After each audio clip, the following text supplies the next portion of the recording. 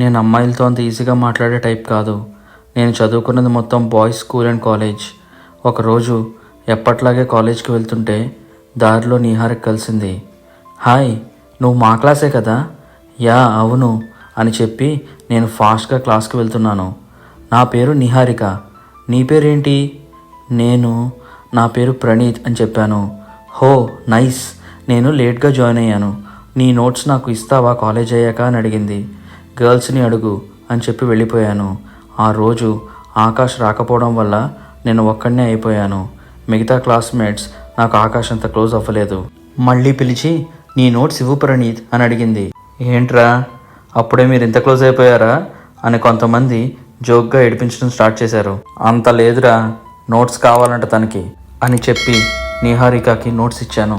అలా ఏం డౌట్స్ ఉన్నా ఏం కావాలన్నా నన్ను అడిగేది. Next part coming tomorrow.